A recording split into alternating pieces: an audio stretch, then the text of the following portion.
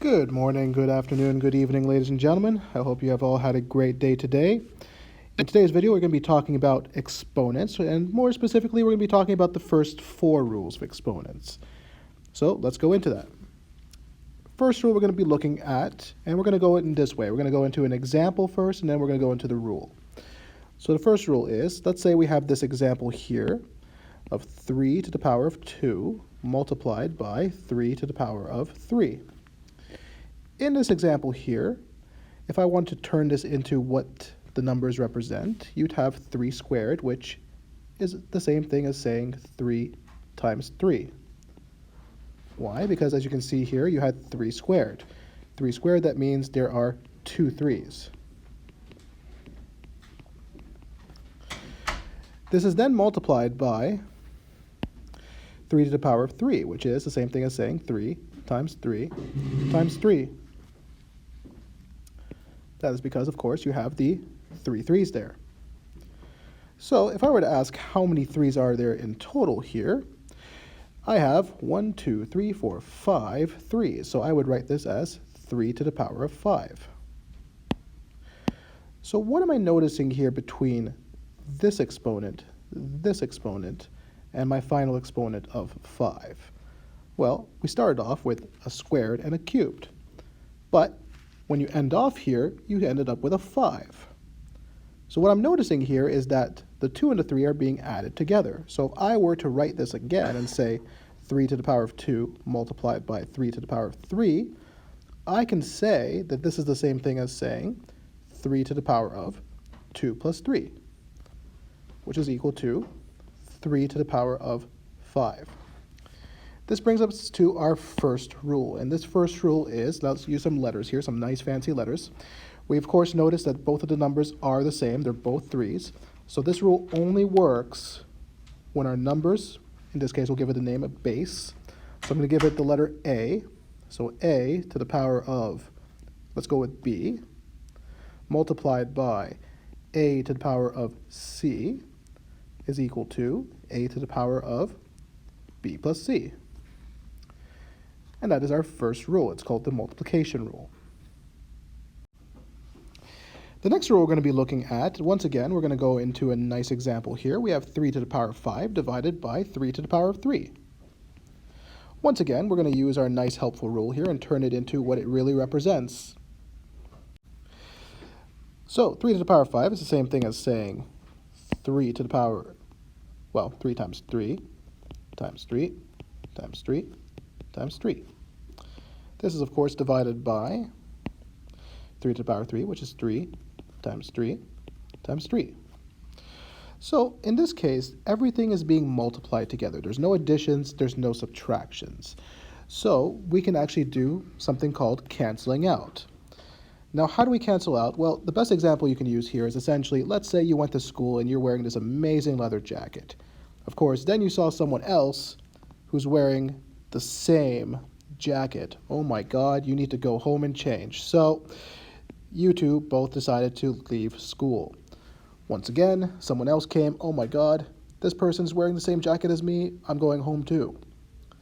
And finally, this leaves you with, oh look, another person's wearing the same jacket. We're both going to leave school too. This ends up leaving us with, well, we canceled out 3 3's on the top, 3 3's on the bottom, and we're left with 3 times 3 on the top. So how many 3's do I now have in total? I have 2 3's, which is giving me the answer of 3 squared. So once again, let's see what we notice. We had the exponent of 5, the exponent of 3, and a final exponent of 2. So what we're noticing here is 5 minus 3 is giving me 2. So whereas in the first case, we had to add them to get our answer, in this case, you're noticing you have to subtract them. So if I were to write this again,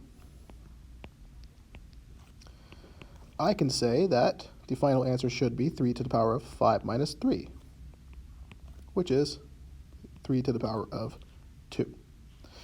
So my rule overall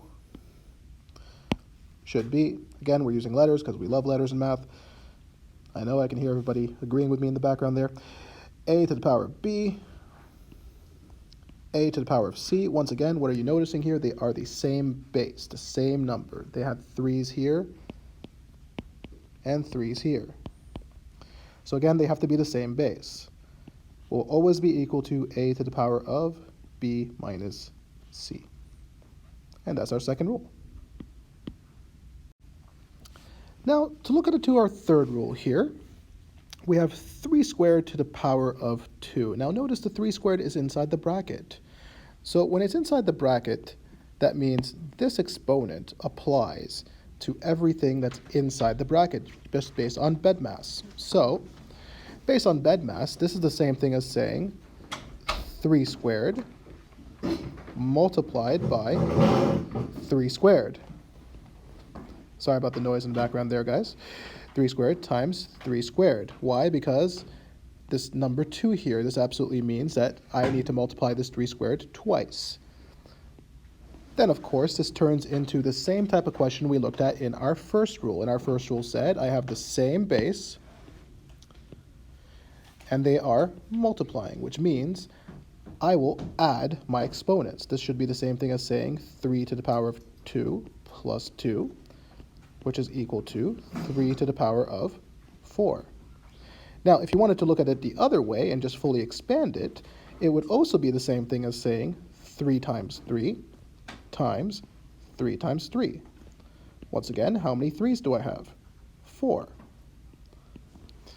So what am I learning in this rule? I'm learning that instead of adding or subtracting here, we are actually multiplying our exponents. So at the end here, we know that whenever you have a number, an exponent outside the bracket, and an exponent inside the bracket, these two exponents would be multiplied. And of course, 3 to the power of, well, 2 times 2, 2 times 2. That is 4. So that brings us to our third rule here, which once again, we use letters because, of course, we love letters. If I have a to the power of b to the power of c, this is the same thing as saying a to the power of b, c.